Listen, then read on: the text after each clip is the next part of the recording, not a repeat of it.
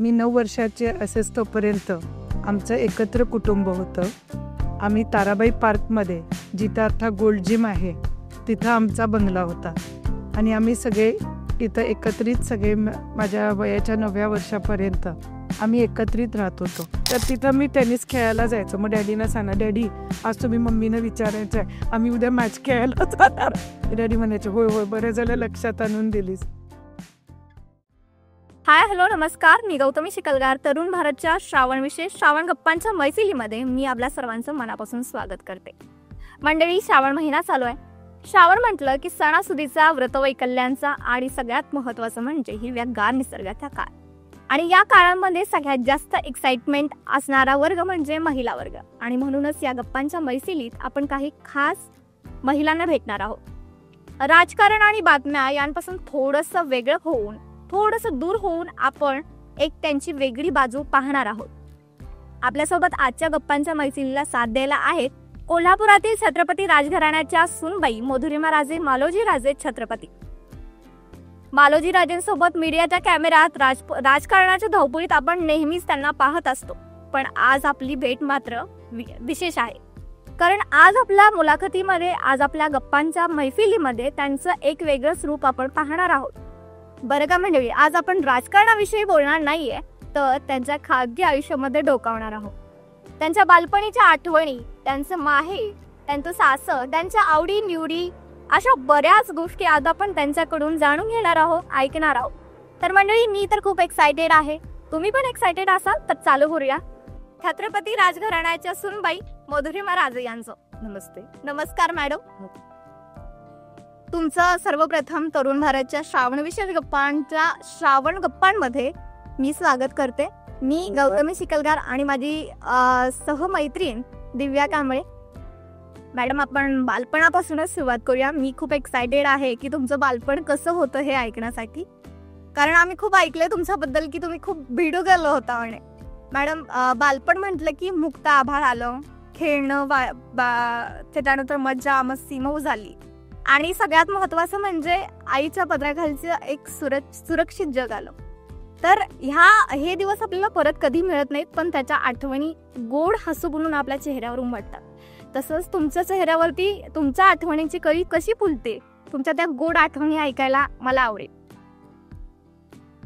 मी सर्वप्रथम तरुण भारत टीमचे अगदी मनापासून आभार मानते की त्यांनी हा एक आगळा वेगळा उपक्रम तुम्ही या श्रावण महिन्यामध्ये तुम्ही करताय, आणि तुम्हाला त्याबद्दल मी शुभेच्छा देखील देते.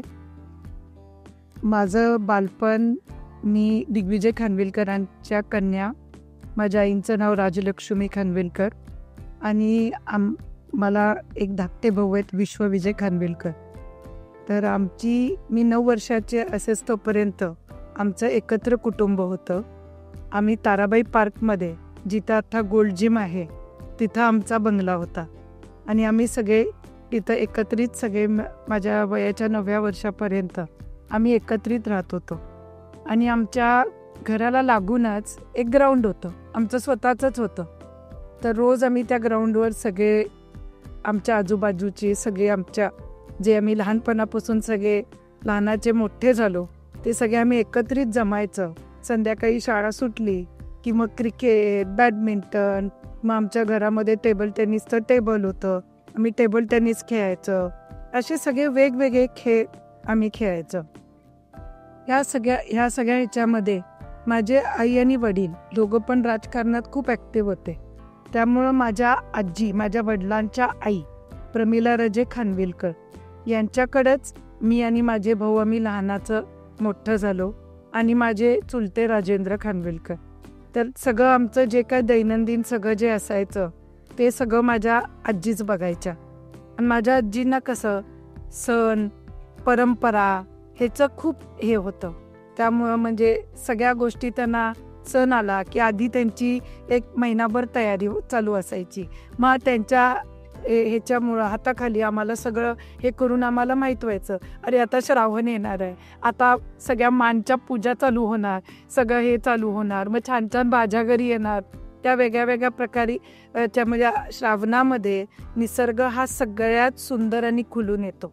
आणि त्यावेळीच आपल्याला सगळ्यात चांगल्या भाज्या देखील खायला मिळतात. सगळ्या विविध रानभाज्या असतील, सगळ्या वेगळ्या वेगळ्या प्रकारच्या भाज्या. मग पालेभाज्यांमध्ये तुम्हाला भरपूर व्हरायटी मिळते, शेंगेच्या भाज्यांमध्ये तुम्हाला भरपूर व्हरायटी असते.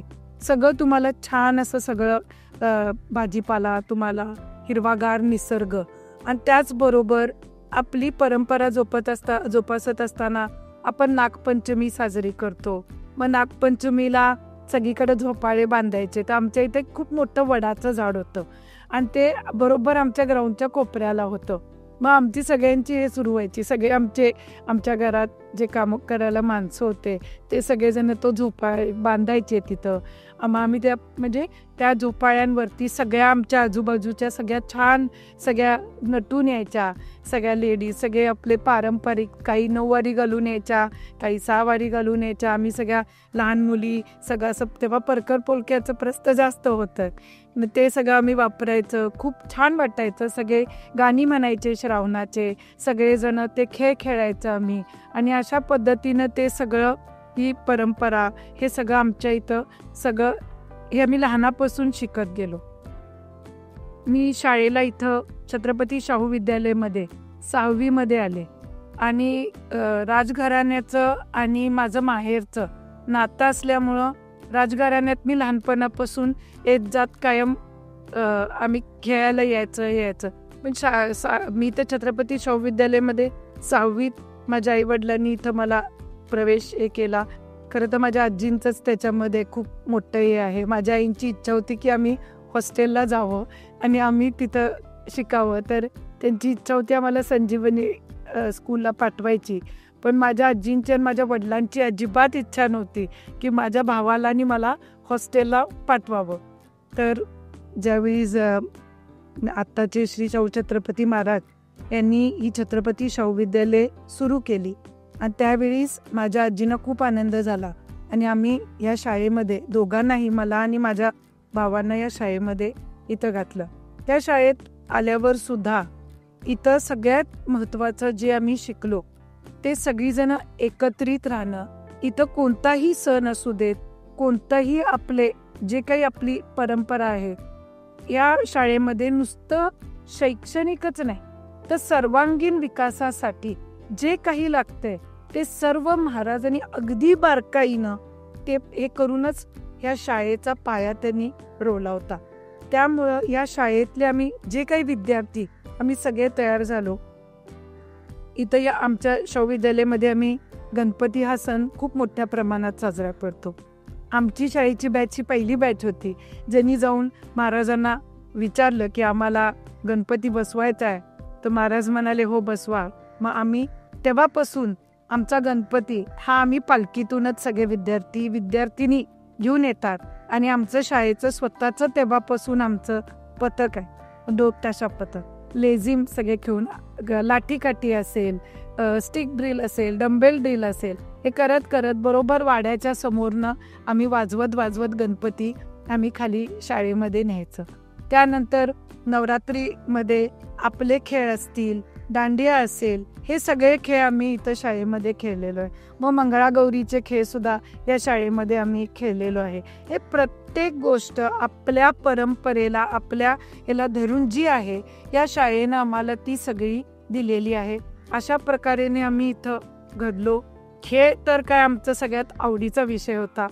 सगळ्यात पहिला 6वीत जेव्हा मी इथं आलो 1985 85 मी या शाळेमध्ये आले, तेव्हा मी 5वीमध्ये, म्हणजे 5वी संपून नुकतं 6वीमध्ये 86ला मी या स्कूलमध्ये आले. आणि त्यावेळीच इथं आमच्याकडं स्पोर्ट्सला महत्त्व होतं. तर कुठला खेळ चूज करणार म्हणून आम्हाला सगळ्यांना एक फॉर्म द्यायचे. त्यामध्ये आम्ही सगळ्यांनी टाकलं फुटबॉल. आणि फुटबॉल टाकल्यानंतर आमची फुटबॉलची टीम झाली देखील, पण आमच्याकडे खेळायला दुसरी अपोनंट टीमच नव्हती तेव्हा 86मध्ये. आणि महाराज असे म्हणले नाही मुली म्हणतात फुटबॉलचं म्हणजे हे टीम वगैरे. त्याने आम्हाला सगळ्यांना प्रोत्साहन दिलं, आम्हाला कोचेस चांगले दिले, सगळे दिलं. आमचा फिटनेस जो आहे हा फक्त आणि फक्त या स्कूलमुळे आहे. कारण तुम्ही जर का फिजिकली फिट असाल तर तुम्ही कितीही तुम्हाला वर्कलोड असू दे, ते तुम्ही आरामात काम ओढून काढू शकता आणि तुम्ही ते पुल करू शकता का. तर सगळ्यात पहिलं या शाळेने आम्हाला फिटनेसचं महत्त्व हे शिकवलं. आजकालच्या तुमच्या आज जेनझीच्या भाषेत सांगायचं तर हे फिटनेसचा मंत्र आम्हाला पहिला शाळेने दिला. आणि फिटनेसचा मंत्र म्हणजे तुम्ही कसं स्वतःला एक्सरसाइज कशी केली पाहिजे. अगदी छोट्यातली छोटी गोष्ट म्हणजे आम्ही ब्रेकफास्टला पण काय घेतलं पाहिजे. आम्ही जेव्हा इथं स्कूलमध्ये कॅम्प्सला यायचं, आमचे टीम्स होते, तर ते टीम्स जेव्हा खेळायला बाहेर जायचे सगळे, त्याआधी आमच्या इथं स्कूलमध्ये 1 महिनाभर कॅम्प असायचा. आपण ज्या प्रिमायसिसमध्ये बसलोय तिथंच आम्ही मुली पिवळ्या बंगल्यामध्ये राहायचं सगळेजण, आणि मुलं खाली स्कूलमध्ये राहायचे, टीम्स असे सगळे राहायचे. सो आम्हाला इथं सकाळी ब्रेकफास्टला दूध दिलं जायचं, अंडी दिली जायची, पोहे, उपीट किंवा शिरा दिला जायचा. म्हणजे हेल्दी ब्रेकफास्ट सकाळी जेवढा खाईल तेवढा ब्रेकफास्ट आम्हाला कॅम्पच्या वेळीच असायचा. आणि आमचं एक फिटनेसचं रेजिम होतं. ते फिटनेसचं रेजिम असं होतं की आम्ही जरी जाऊन सरांना म्हणलो, सर रोज रोज किचलं पळवताय, आज आम्हाला जरा मॅच खेळायला द्या की. सर म्हणायचे ठीक आहे, आज मॅच खेळायची आहे ना, एक्स्ट्रा 1 तास आपण पुढं खेळायचं म्हणायचे सर. पण फिटनेस पहिल्यांदा वॉर्मअप, पहिलं स्ट्रेचिंग झालं की आमचं वॉर्मअप व्हायचा. वॉर्मअप झालं की आम्ही सगळेजण आमची गेमची ड्रिल करायचं. फुटबॉलची टीम नसल्यामुळे आम्ही बास्केटबॉल या गेमकडे, तुला दिसतोय समोर आमचा मी या कोर्टवर खेळली आहे, सो हा आमचा बास्केटबॉलचा कोर्ट आहे. सो ह्याच्यामध्ये आमचे ड्रिल्स व्हायचे. ते फिटनेसचे ड्रिल्स झाल्यानंतर आम्ही सगळं गेम आमचा स्टार्ट करायचा. आणि गेम आमचा प्रॅक्टिस जेव्हा स्टार्ट व्हायची तेव्हा त्यामध्येच आम्ही जेव्हा जे काही आमच्याकडून एखाद्या ही मूव अशी केलेली आम्ही, तर ही मूव जर बरोबर वाटली नाही, सर तिथं गेम थांबवायचे आणि सांगायचे की हे असं ह्या पद्धतीनं खेळा. म्हणजे तुम्हाला आणखीन त्याच्यामध्ये हेवी. आम्हाला फिटनेसमध्ये सगळ्यात इम्पॉर्टंट महाराजांनी जे आम्ही महाराजांकडून हा मंत्र जो आम्हाला मिळाला, आणि आमचे स्पोर्ट्सचे टीचर सगळे जे होते त्यांनी जो आम्हाला मंत्र दिला, तर सगळ्यात पहिल्यांदा की तुम्ही फिट असलं पाहिजे. फिट राहण्यासाठी तुम्ही प्रॉपर एक्सरसाइज केला पाहिजे, प्रॉपर ब्रेकफास्ट घेतला पाहिजे, आणि प्रॉपर ब्रेकफास्टच्या बरोबरीनं तुम्ही गेम एखादा खेळताय तेव्हा तुम्ही पेशन्स देखील ठेवले पाहिजे आणि पेशंटली गेम खेळला पाहिजे. सो ह्या पायात झाला ना पुढच्या आयुष्याचा. आणि हे महत्त्वाचं आहे, सगळीकडे गेमच आहे. कुठेही तुम्ही गेला तरी तो गेम खेळत असताना तुम्हाला तुमचं कामनेस ठेवावा लागतो, सगळं ठेवावं लागतं, तुमचा फिटनेस मॅटर करतो. ह्या सगळ्या गोष्टी आम्हाला शाळेतून मिळाल्या. तर लहानपणी असं माझं माहेर आणि सासर दोन्हीमध्ये मी सगळं म्हणजे माझं जे बालपण आहे ते दोन्हीकडेही गेलेलं आहे. त्यामुळं असं त्याच्यात काय मला असं काय म्हणजे नवीन किंवा असं हे नाही वाटलं. माहेर आणि सासर मला ऑलमोस्ट एकसारखंच, कारण मला त्या ह्याच्यामध्ये असं विशिष्ट असं मी इथं लग्न होऊन आल्यानंतर नाही तर सून आहे असं कधी काय हे नाही आहे, कोणालाच नाही. म्हणजे नाही, मला नाही सांगितलं अजून. बालपणात तुम्ही अशा काहीतरी खोडा केला असेल, आगाऊपणा केला असेल, तर तो एखादा किस्सा होऊन जाऊ दे. बालपणीमध्ये खोडा केला म्हणजे भरपूर, तसं सगळेजणच लहानपणी खोड्या केल्याच पाहिजेत. खोड्या केल्याशिवाय, आईकडून महाप्रसाद मिळाल्याशिवाय आपल्याला काय बरं वाटत नाही. तर तेच आपल्याला जास्त स्ट्रॉंग बनवते ना, की आपल्याला अनुभव म्हणजे लाईफ एक्सपिरियन्स मिळतो सगळ्यांना. तर माझ्या आई तशा म्हणजे एकदम स्ट्रिक्ट होत्या, त्यांना अभ्यास या सगळ्या गोष्टी खूप महत्त्वाच्या होत्या. आणि वडील माझे सगळं फिटनेस आणि ह्याच्यामध्ये खूप हे होते. तर म्हणजे असं आम्हाला एखाद्या वेळेस कुठंतरी मॅच खेळायला जायचं आहे, हे करायला जायचं आहे, तर आम्ही आमच्या वडिलांना सांगायचो तुम्ही मम्मींना विचारावं पण. तर आमचे वडील लगेच सकाळी म्हणजे आम्ही सगळे, मी वडिलांच्या बरोबर टेनिस पण इथं तुला माहिती आहे कोल्हापूर डिस्ट्रिक्ट आपलं टेनिसचं असोसिएशन मेरीवेदर ग्राउंडवरती आहे, तर तिथं मी टेनिस खेळायला जायचो. मग डॅडीना सांगा, डॅडी आज तुम्ही मम्मीनं विचारायचं आहे, आम्ही उद्या मॅच खेळायला जाणार. डॅडी म्हणायचे होय होय, बरं झालं लक्षात आणून दिलीस. तर माझे वडील आणि माझा रॅपो असा होता की आमचा फ्रेंड सारखा रॅपो होता. म्हणजे पप्पांची लाडकी. हो, म्हणजे कुठलीही गोष्ट म्हणजे चुकीची जरी काही वडिलांना सांगायचं, डॅडी आज असं करणार आहे, तर डॅडी म्हणायचं जरा सांभाळून कर. नंतर मलाच मम्मीला उत्तर द्यायला लागतंय. त्यामुळे कुठलीही गोष्ट करताना आम्ही आधी दोघं अंडरस्टँडिंग मध्ये ठरवायचं, मी आणि माझे वडील, पण माझ्या वडिलांचं म्हणजे नेहमी सपोर्ट होता. त्यांनी मला आणि माझ्या भावाला कधीच असं की तू मुलगी आहेस आणि तू मुलगा आहेस असं कधीच ट्रीट केलं नाही. आम्हाला दोघांनाही त्यांनी कायम इक्वल इम्पॉर्टन्स दिला. इनफॅक्ट मी म्हणेन की ते माझ्या बरोबर स्ट्रिक्ट होते. म्हणजे तसं बघायला गेलं तर माझ्यावरती ते खूप म्हणजे असं आमच्या दोघांचं एकदम फ्रेंडशिप म्हणजे एकदम म्हणजे आम्ही काही शेअर करायचं मी त्यांच्या बरोबर. म्हणजे मला पिक्चरला जरी जायचं असेल आणि घरी सांगायचं नसेल तर मी वडिलांना सांगायचं आणि वडील मग पिक्चरचे तिकीटं काढून द्यायचे. मग एकदा काय झालं की मी विवेकानंद कॉलेजला शिकायला होते, 11वीत होते. तर आमचे 2 प्रोफेसर्स घरी गेले, गायकवाड सर आणि आमचे BC पाटील सर. दर फ्रायडेला आमच्याकडं विवेकानंदमध्ये आमचं प्रॅक्टिकल असायचं. प्रॅक्टिकल झालं की आमचा ग्रुप होता एक 30 जणांचा. आम्ही सगळेजण पिक्चरला जायचो. त्या पिक्चरचे तिकीट आहेत ना ते माझे वडील काढून द्यायचे. मी माझ्या वडिलांना आदल्या दिवशी सांगायचं डॅडी उद्या 27. मग माझ्या आई विचारायचं काय 27, ते काय म्हणते तुम्हाला ती 27 उद्या. तर माझे वडील सांगायचे नाही ती सांगते मला 27 तारखेला काहीतरी कार्यक्रम आहे. तर आम्ही 27 जण उद्या आहे आणि आम्ही पिक्चरला जाणार आहे, हा पिक्चर आहे, ह्याची तिकीटं कार्यक्रम असायचा. तर मग माझे वडील बरोबर ते तिकीटं काढून आमच्याकडं PA होते एक मांगले मामा म्हणून. तर ते मांगले मामा बरोबर मला फोन करायचे. म्हणजे तेव्हा हे नव्हतं ग, म्हणजे मोबाईल नव्हता, लँडलाईन होती. मग ते आमच्या ह्याच्यात फोन करायचे कॉलेजमध्ये आणि त्या तिथं मला बोलवून घ्यायचे आणि सांगायचे बेबी आज तुम्ही पिक्चरला जाणार आहे ना, सरस्वती टॉकीजला पिक्चर लागलाय ना, तुम्ही बरोबर मी तिथं बाहेर थांबतो तिकीटं घेऊन, तुम्ही या. मग आम्ही सगळेजण प्रॅक्टिकल सुटलं की आम्ही सगळेजण तिथं थिएटरवर जायचं, ते तिकीट द्यायचे, आम्ही आज जायचं पिक्चरला सगळेजण. मग एकदा काय झालं ती गायकवाड सर आणि BC पाटील सर दोघं जण घरी आले आणि माझ्या आईनं त्यांनी सांगितलं की मॅडम असं होतंय की बरेच शुक्रवार माझं नाव धवलश्री माहेरचं, तर धवलश्री आणि त्यांचा जो सगळा ग्रुप आहे हे सगळे प्रॅक्टिकल झाले की डायरेक्ट 3:30 नंतर कॉलेजला येतात मॅडम. तर मग माझ्या आई म्हणल्या बरं ठीक आहे. मग त्या दिवशी आम्ही शुक्रवारी पिक्चरला जाऊन आलो, सगळं आलो, 4:30ला घरी गेलो. पहिला पिक्चर संपल्यावर कॉलेजला गेलो, तिथून 4:30ला घरी आलो. घरी आलं त्या दिवशी माझे वडील पण घरी होते. माझ्या आई म्हणल्या ते 27, 29, 30 म्हणजे पिक्चरचे. तर माझे वडील म्हणजे हो आता राहू दे ना, काय मुलं आपली तर चालायचं. तर अशा प्रकारे ते नेहमी म्हणजे माझ्याबरोबर कायम त्यांचा एक आम्ही दोघं जण असं कायम मी ज्या गोष्टी केल्या ना घरी काही दडवून केलं नाही. माझ्या वडिलांना सगळं माहीत असायचं आणि म्हणजे आई कडक होत्या, त्यांना समजल्यानंतर त्यांनी महाप्रसाद देखील दिला. म्हणून त्याच्यासाठी कधी रुसून असं बसलोय आणि घरामध्ये काय हे करत नाही किंवा बोलत नाही किंवा एखाद्या असा डोक्यात काहीतरी विचार वेगळा आलाय असं कधीही झालं नाही.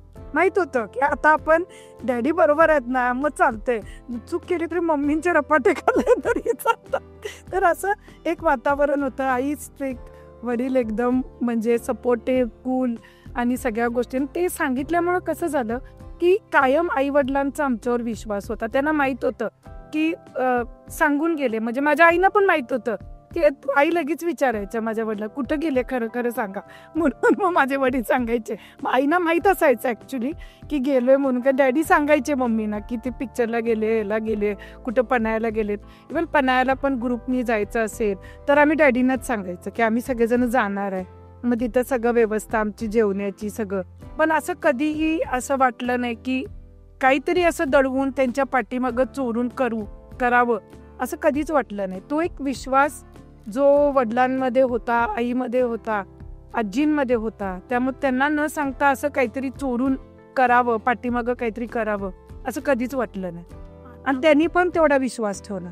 त्यामुळे इतका कॉन्फिडंट गर्ल तुम्ही मत आली. म्हणजे तुमचा खटाळ स्वभाव मागं, कुठबुडी स्वभाव मागं तुमचे मित्र पप्पाच आहेत. आता तुम्ही मग अशी म्हणालात की सासर आणि माहेर एक वेगळं काही नव्हतं, एकच होतं.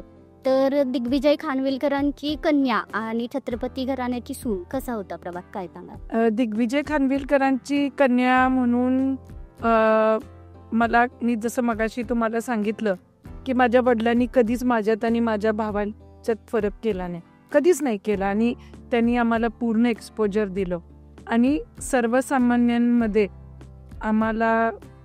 आम्ही जास्तीत जास्त आमच्या आयुष्यातला काळ काढलेला आहे त्या लोकांबरोबर. कारण माझ्या वडिलांचा मतदारसंघ हा करवीर मतदारसंघ होता आणि करवीर मतदारसंघामध्ये आपले जे काही माझ्या वडिलांचे सगळे जे काही त्यांचे कार्यकर्ते होते, जे काही त्यांचे मतदार होते माझ्या वडिलांचे, हे सगळे शेतकरी कुटुंबातले मुख्यतः सगळे हे होते. तिथं सगळ्यात पहिल्यांदा माझ्या वडिलांनी करवीरमध्ये सगळ्यात महत्त्वाचं म्हणजे पाणी, रस्ता, लाईट, शाळा हे सगळ्यात पहिला त्यांनी जो काही माझ्या वडिलांनी कार्य केलं. लोकांना मूलभूत सुविधा सगळ्या मिळाल्या पाहिजे आणि त्या मूलभूत सुविधा हे करत असताना माझ्या वडिलांचे आदर्श आपले राजर्षी शाहू महाराज होते. त्यामुळे शिक्षण, मूलभूत सुविधा आणि त्याच्यानंतर माझ्या वडिलांनी उद्योग व्यवसाय हे कोल्हापूरमध्ये आणले. त्या काळामध्ये अनेक इंडस्ट्रीज माझ्या वडिलांनी कोल्हापूरमध्ये आणल्या. त्या इंडस्ट्रीज आणत असताना जेव्हा त्या लोकांना आम्ही भेटायला जायचं, इंडस्ट्रीयल फेअर्सला जायचं, तेव्हा माझे वडील नेहमी मला माझ्या भावाला घेऊन जायचे की म्हणजे एखादी आपल्याला इंडस्ट्री आणताना त्याच्या पाठीमागं किती कष्ट असतात आणि ती उभा करत असताना सुद्धा त्याच्या पाठीमागं किती कष्ट असतात, किती काम करावं लागतं. त्या लोकांना इथं आणताना शासनाच्या सुद्धा काही स्कीम्स, काही पॉलिसी मेकिंग डिसिजन असेल, एखादा कारखाना तुम्ही आणत असताना पॉलिसी त्याच्या हे असणं खूप महत्त्वाचं असते. कारण ते वातावरण पोषक पाहिजे, इथं त्यांना सगळ्या गोष्टी म्हणजे त्यांना उपलब्ध झाल्या पाहिजे. त्याच्यामध्ये अगदी छोट्यातलं छोटी पहिली सगळ्यात गोष्ट जी काय आहे तर ती म्हणजे त्या लोकांचं इथं जेव्हा ते येतात त्यांना सगळ्यात पहिल्यांदा जागेची उपलब्धता करून देणे, त्याच्यामध्ये त्यांना त्यांच्या जे काही अडीअडचणी आहेत त्या त्यांच्या वेळच्या वेळी त्यांच्याबरोबर उभारून सोडवणं.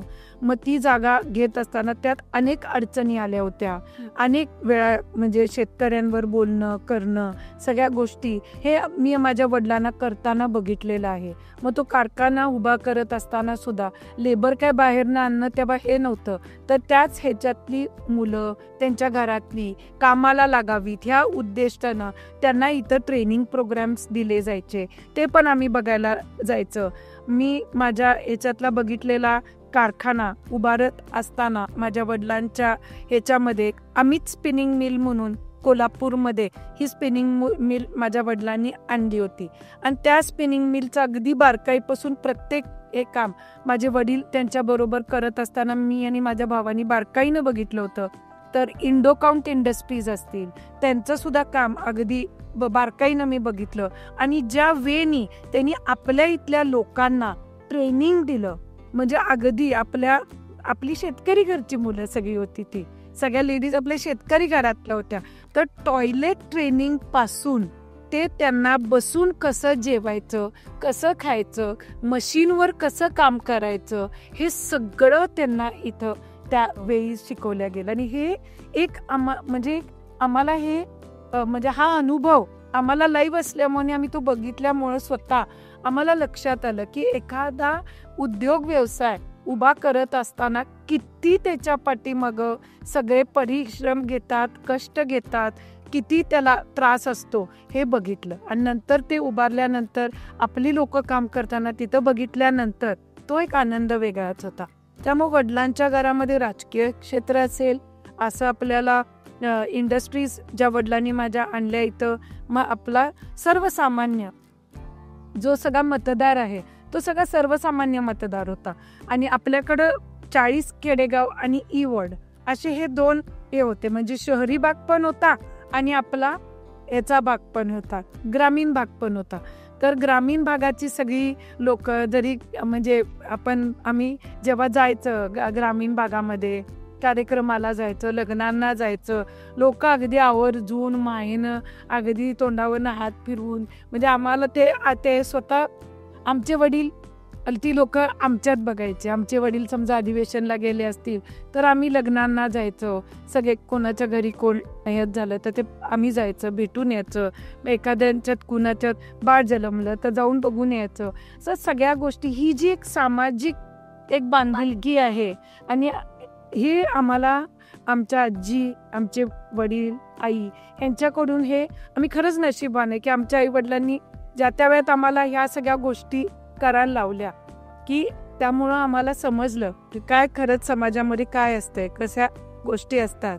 तर हे सगळ्या गोष्टी एकदम महत्त्वाच्या होत्या.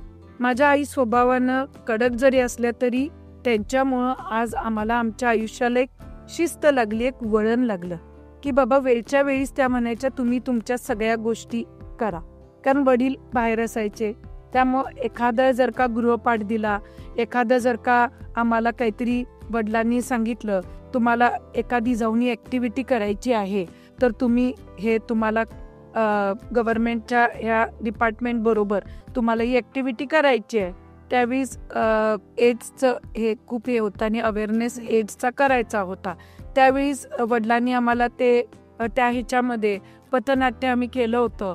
त्यानंतर मुलींचं प्रमाण कमी झालं आपल्याकडं ह्याच्यामध्ये, तर मुलींचं म्हणजे मुलगा मुलगी फरक करू नका याच्यासाठी सुद्धा आम्हाला वडिलांनी त्याच्यामध्ये त्या कार्यक्रमामध्ये समाज आपल्या बालकल्याण कुटुंब कल्याणच्या याच्यामध्ये आम्ही त्याच्यामध्ये काम केलं. तर त्यामध्ये आता काय करायचं असं आम्ही एक ते पथनाट्य बसवलं होतं. तुम्हाला माहिती असेल संतोष हा कलाकार आहे आणि त्यानं ते पथनाट्य लिहिलं होतं आणि आम्ही सगळ्यांनी ते पूर्ण रस्त्यात सगळीकडे जाऊन रोड्सवर आमच्या ग्रामीण भागामध्ये जाऊन आम्ही ते परफॉर्म केलं होतं. तर अशा पद्धतीनं समाजाच्या ज्या काही हे आहेत ह्याच्यामध्ये त्यांनी आम्हाला हिरिरीनं भाग घेण्यासाठी नेहमी प्रोत्साहन दिलं. सर्वसामान्य लोकांचे ज्या काही गोष्टी आहेत त्यांना एखादा मेसेज पोचवायचा असेल तर त्या मेसेज म्हणजे त्या माध्यमामध्ये आम्ही सगळ्यांनी काम केलं. त्यामुळे आम्हाला त्याची सगळी जाण झाली. इथं मी लग्न होऊन आल्यानंतर म्हणजे न्यू पॅलेसमध्ये मालोजीराजे आणि मी दोघं एकमेकांना बालपणापासून ओळखायचं. त्यामुळं असं मला महाराजांनी सगळी जडणघडणीमध्ये महाराजांचा पण खूप मोठा हात आहे. कारण जेव्हा इथं छत्रपती शाहू विद्यालयामध्ये शिकत होतो तेव्हा कल्चरल ॲक्टिव्हिटीज असतील, स्पोर्ट्सच्या ॲक्टिव्हिटीज असतील, कायम महाराज मुलांना प्रोत्साहन द्यायला आमच्याबरोबर असायच्या. आमच्या मॅचेस असल्या, आम्ही मॅचेस खेळल्यानंतर महाराजांनी कंपल्सरी आम्हाला पार्टी द्यायचीच. मग आम्ही जिंकू किंवा हारू, आम्हाला सगळ्यांना महाराजांनी आईस्क्रीम खायला न्यायचं. तर महाराज आम्हाला सगळ्यांना न्यायचे, मुलांच्या बरोबर हे करायचे. मग शाळेच्या माध्यमातून आम्ही सोशल सर्व्हिस आम्ही म्हणजे आम्हाला तेव्हा सोशल सर्व्हिस स्कूलमध्ये होती, तर त्या माध्यमातून आम्ही कॅम्प्सला जायचं. त्याच्यामध्ये आम्ही सगळेजण काम करायचं. त्याच्यात मालोजीराजे आलेत म्हणून असं त्यांना वेगळं काहीतरी एक असं नाही. सोनतळीमध्ये सुद्धा आम्ही सोशल सर्व्हिसच्या कॅम्पला आम्ही जेव्हा स्कूलच्या गेलेलो होतो तेव्हा मालोजीराजेंनी आमच्या सगळ्यांच्या बरोबरीनं त्यांना समसमान सगळी वागणूक. नाहीतर मालोजीराजे पण आमच्यावर शाळेत आहेत आणि ते मालोजीराजे आहेत आणि शाहू महाराजांचे चिरंजीव आहेत म्हणून असं त्यांना कुठलीही स्पेशल कधीच ट्रीटमेंट काही नव्हती, नाही शिक्षकांकडून आणि नाही फ्रेंड्सकडून. सगळेच ते सर्वसामान्य आमच्यातलेच एक म्हणून आमच्याबरोबर नेहमी. आणि त्यांचा खरंच मोठेपणा आहे मालोजीराजेंचा की आपण म्हणतोय ना आजकाल सगळे नुसतं जरा असलं की रुबाब करतात, तसलं काय रुबाब बिबाब नव्हता. एकदम सिम्पल आणि छान डाऊन टू अर्थ सगळे आम्ही कायम एकत्रित. आमच्यात असं स्पोर्ट्समध्ये शाळेत हाऊसेस होते, म्हणजे शिवाजी पथक, शालिवान पथक, अशोका पथक आणि शाहू पथक. आणि याच्यामध्ये कायम इंटरनल आमच्या स्कूलच्या मॅचेस व्हायच्या. मग त्या मॅचेसमध्ये तेव्हा आमच्या शाळेची स्ट्रेंथ तेवढी जास्त नव्हती ना, तर मुलं मुली मिक्स खेळायचे आणि इतकी मजा असायची ना त्या मॅचेसमध्ये. कुणाचा हाऊस जिंकणार ह्याच्या पाठीमागे सगळ्यांची चुरस लागायची. त्यामुळे महाराजांना पण कसं लहानपणापासून माहीत होतं. आणि मला पण महाराजांचा स्वभाव, राणीसाहेब महाराज एकदम प्रेमळ, खूप अशा स्वभावानं लागवी, सगळ्यांना खाऊ पिऊ घालणाऱ्या, अशा खूप म्हणजे काळजी घेणाऱ्या होत्या. त्यामुळे आई वडील म्हणजे इथं आल्यावर पण आई वडील होते, तिथं पण आई वडील होते. तेव्हा असं काय माहेर आणि सासर असं खूप काय वेगळं असं काही नाही. पहिला शब्द आहे श्रावण. माझ्या माहेर. वडील. राजकारण. वडील. निवडणूक. निवडणूक विचार केले नाही. प्रेम. मालोजी राजे. त्याच्यानंतर मुलाखत. तरुण भारत. तुम्हाला केव्हा पण वाटलं श्रावण आपण इथं साजरा करू. एक स्पेशल पदार्थ आहे ना. रंकाळ्या तलावामध्ये शालिनी पॅलेसची सावली, मालोजी राजेंना जन्म देणाऱ्या धन्य त्या माऊली.